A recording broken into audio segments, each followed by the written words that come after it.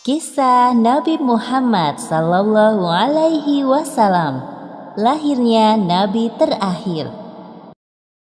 Ribuan tahun lalu, Mekkah hanyalah sebuah lembah di tengah padang pasir, tempat persinggahan para kafilah dagang yang kemudian diubah menjadi sebuah kota di masa kekuasaan Nabi Ismail alaihi salam. Kota Mekkah juga menjadi saksi atas lahirnya Khatamul Anbiya, penutup para nabi. Beliau adalah Muhammad bin Abdullah. Nenek moyang Nabi Muhammad bernama Hashim bin Abdul Manaf. Saat Hashim berkuasa, kota Mekkah terkenal dengan pusat perdagangannya yang makmur. Tidak ada yang dapat menyaingi kemampuan berdagang masyarakat Mekkah pada saat itu.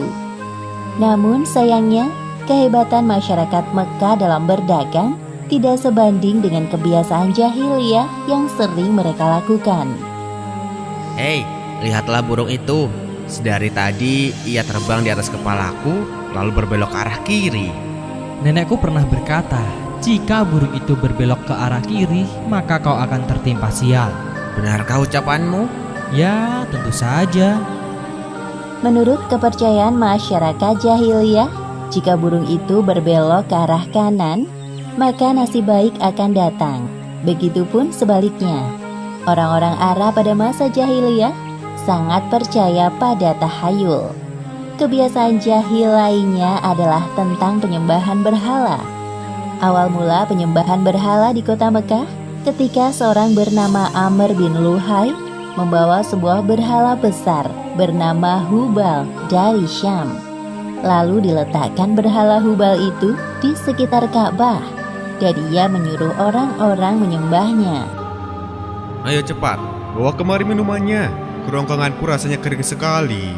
Sabarlah sebentar kawan. Bagaimana kalau kita berjudi sambil minum-minum?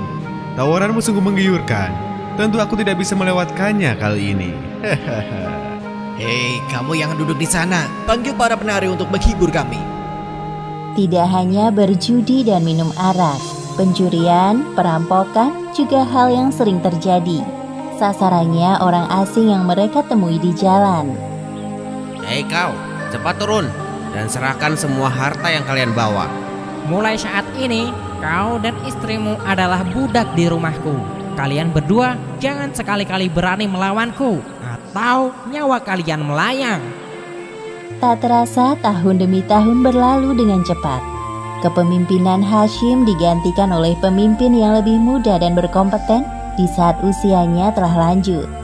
Sebelum beliau meninggal, Hashim mewariskan banyak sekali harta kepada Abdul Muthalib. Wahai keponakanku, semua ini adalah harta milik ayahmu. Kau pantas mendapatkannya. Terima kasih, wahai paman. Aku akan menggunakan semua harta peninggalan ayahku untuk kebaikan. Saat ini, Abdul Muthalib berperan sebagai sikayah, yaitu orang yang bertugas menyediakan air dan makanan bagi pengunjung Ka'bah. Saat itu, Ka'bah sangat ramai dikunjungi oleh orang-orang, melebihi gereja Al-Quds di Yaman milik Raja Abraha. Namun, seiring berjalannya waktu, persediaan air semakin menipis. Pada saat itulah, Abdul Muthalib teringat tentang cerita sumur Zam-Zam.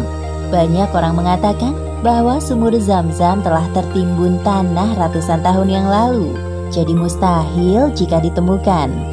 Sepertinya aku harus menemukan sumur Zam-Zam itu. Apalagi tugasku sekarang sebagai sikhoyah. Kemudian beliau memanggil salah satu putranya yang bernama Harits. Wahai Harits, anakku, kemarilah. Dapatkah engkau menemaniku mencari sumur Zam-Zam yang telah tertimbun tanah ratusan tahun lamanya itu? Baiklah, dengan senang hati aku siap membantumu mencari sumur Zam-Zam itu, wahai ayah. Abdul Muthalib dan Harits berpencar dalam menggali di beberapa tempat, namun tidak ada hasil. Wahai ayah, apa mungkin sumur Zam-Zam benar-benar telah lenyap tertimbun tanah? Wahai anakku, kalau kita bersabar, Allah akan memudahkan pencarian kita. Orang-orang yang melihat perbuatan Abdul Muthalib dan Harits hanya bisa mencemooh. Wahai Abdul Muthalib, mengapa engkau mengerjakan perbuatan yang sia-sia? Sumur itu telah lama hilang tertimbun tanah. Benar yang dikatakannya. Bukankah dahulu nenek moyang kita, Mudzaz bin Amr, pernah mencari tapi juga tidak berhasil? Sudahlah, biarkan saja dia. Lagi pula kita telah mengingatkannya. Abdul Muthalib terbangun dari tidurnya karena mendengar suara. Ia seperti mendapatkan petunjuk tentang keberadaan sumur Zam-Zam dalam tidurnya.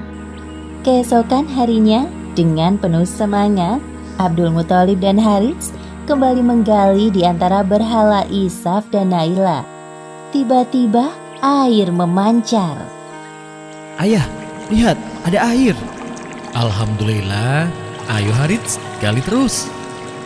Sekarang, dengan diketemukannya sumur Zam-Zam, Abdul Muthalib tidak khawatir lagi untuk memenuhi persediaan air dan keperluan bagi pengunjung Ka'bah. Hari demi hari berlalu, Abdul Muthalib merasa kewalahan dalam mengemban tugasnya sebagai sikayah. Untuk itu beliau bernazar. Ya Tuhan, andai saja aku punya 10 anak laki-laki yang dapat membantuku, pekerjaan ini akan terasa lebih ringan. Jika engkau berkenan mengabulkannya, akan aku persembahkan untukmu 1 orang dari mereka. Ternyata takdir menentukan bahwa Abdul Muthalib memiliki 10 anak laki-laki. Saat mereka dewasa, dilakukan undian. Setelah diundi beberapa kali, nama yang muncul selalu sama, yaitu Abdullah, si anak bungsu. Wahai anak-anakku, sebenarnya hal ini sangat berat untuk aku lakukan.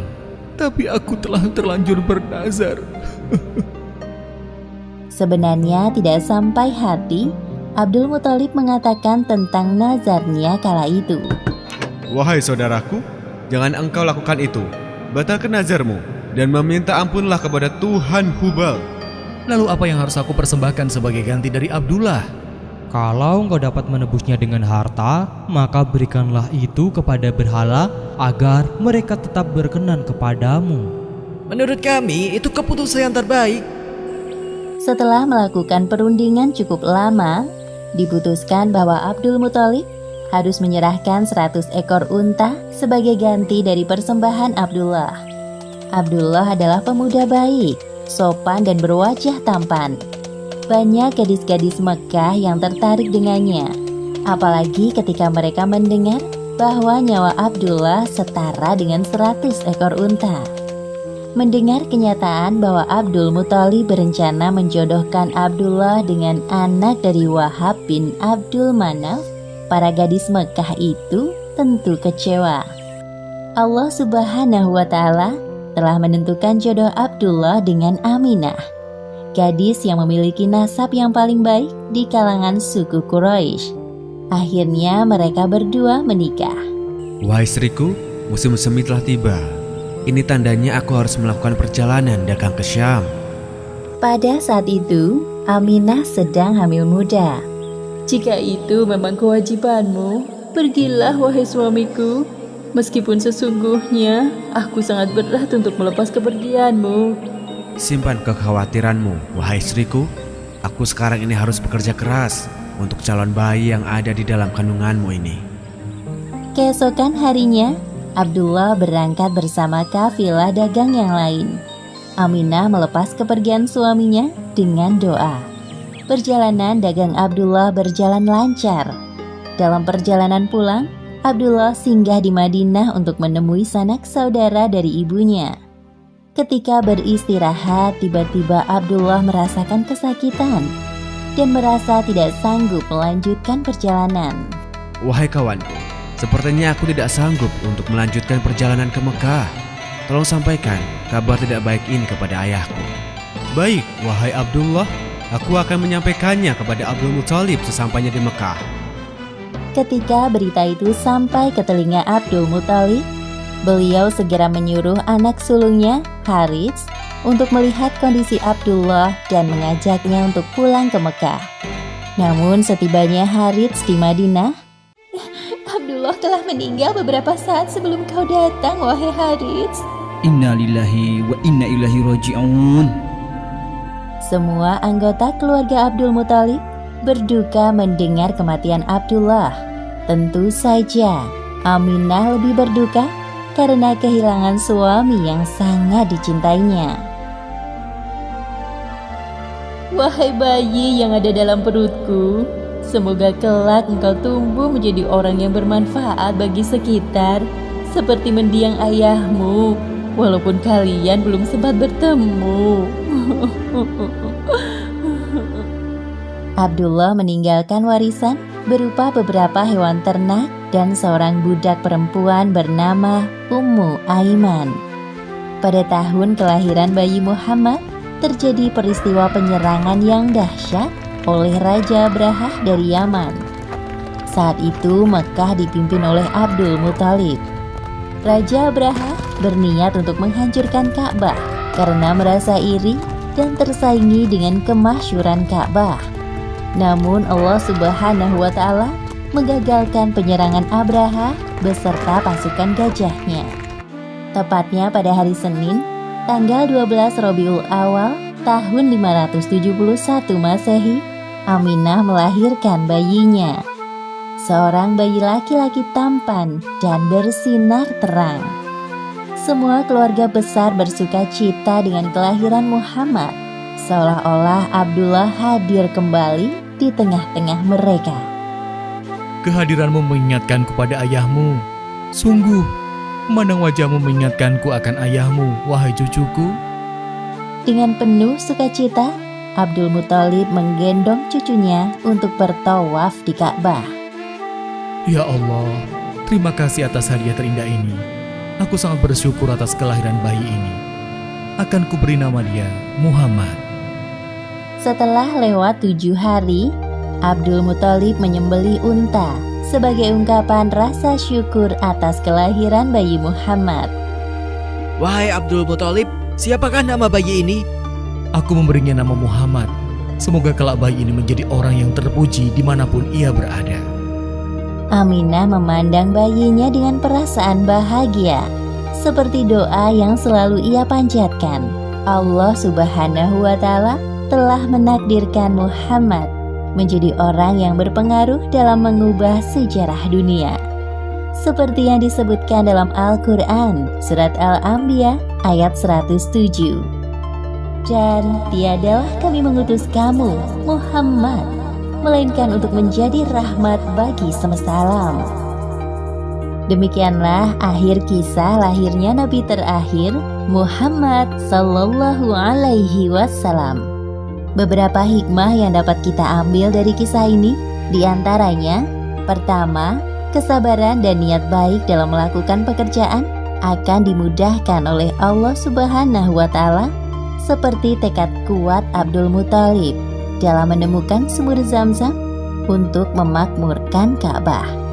Kedua, jangan terlalu lama larut dalam kesedihan, karena semua yang bernyawa pasti mati dan digantikan dengan generasi baru, seperti kelahiran bayi Muhammad yang menjadi penyejuk hati bagi keluarganya setelah kematian Abdullah.